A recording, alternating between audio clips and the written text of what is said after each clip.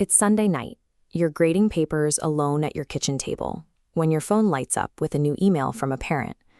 Before you even swipe to open it, you feel a sharp tightening in your stomach. That physical reaction is a specific kind of alarm bell. Over the course of a teaching career, often somewhere around year 5 to year 15, the deep vocation that brought you into the classroom slowly gets replaced by an anxious need to produce output.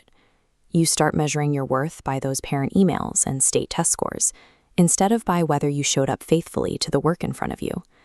When we talk about this exhaustion, the immediate diagnosis is usually burnout. But true burnout has a very specific definition in psychology. It requires total exhaustion combined with a deep cynicism about the work. But what if you are sleeping 8 hours a night? What if you still actually really enjoy your students? You can feel rested and still feel completely hollowed out by the job. That hollowness is a completely different condition called identity erosion. We can see the difference if we map this out using psychologist Christina Maslach's decades of research on the topic. Notice how these two circles do not overlap. Standard burnout is physical and emotional exhaustion. Identity erosion is the loss of your inner anchor.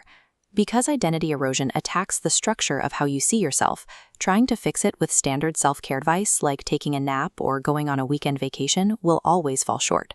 The fatigue will wait for you right there on Monday morning. To understand why this happens, we can look to educator Parker Palmer. He noted that we teach who we are. Teaching is rare because your inner life is exposed and tested every day in the classroom. Will you constantly measure your personal value by external metrics, like your latest observation rubric or a principal's passing comment? The daily work stops feeling like a vocation.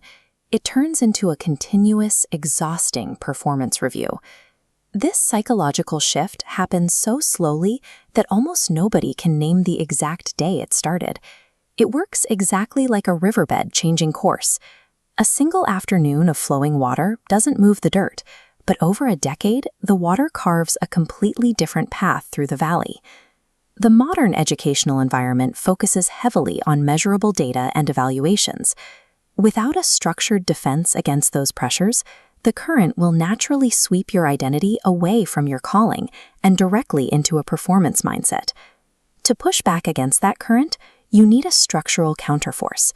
We build that force using 3 distinct practices, or anchors, that work across 3 different time frames. The first anchor operates in the exact moment the stress hits. The second you feel that tightening in your stomach, you pause for 10 seconds and name the split out loud. You say to yourself, that was performance me reacting, not calling me. Take a look at this timeline of a typical school day. Psychologist Thomas Scovalt studied resilient practitioners and found that professionals who survive long careers actively name their specific strain.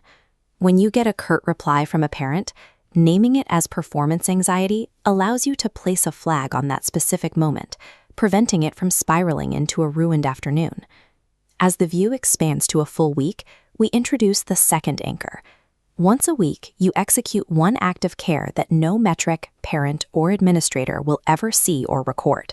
Staying 5 extra minutes to listen to a quiet student, or writing an encouraging note that no one else will read, rebuilds your identity because it exists entirely outside of the performance system.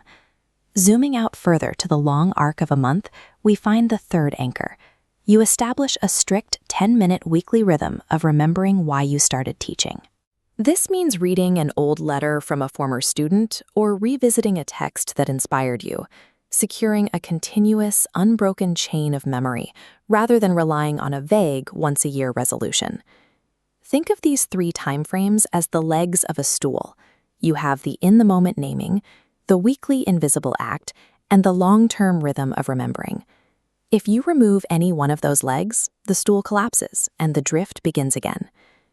These 3 anchors give you a practical defense mechanism. They protect your inner life from the massive machinery of the school system, keeping you grounded when the pressure rises. We use the word calling here intentionally, rather than passion. Passion is a feeling, and feelings easily fade halfway through a terrible Tuesday afternoon. A calling is a task you have been given to steward, which means it stays steady regardless of how you feel on any given day. The cost of losing that steadiness directly affects your classroom. When performance takes over, you unconsciously begin to view every interaction with a struggling kid through an overlay of data, treating their behavior as a reflection on your personal evaluation. A teacher running on a calling has the internal security to watch a student have a bad day and simply absorb it. They can see the kids sitting right in front of them because they aren't treating the interaction as a threat to their own worth. Let's go back to that Sunday night at the kitchen table. The phone lights up, the email arrives. But this time, because you have maintained the 3 anchors, the physical reaction changes. You take a steady breath, recognizing the anxiety for what it is, and you leave the phone on the table. Teaching from a place of performance demands constant proof that you are succeeding, and that proof is never quite enough. Teaching from a place of calling requires absolutely no external proof at all.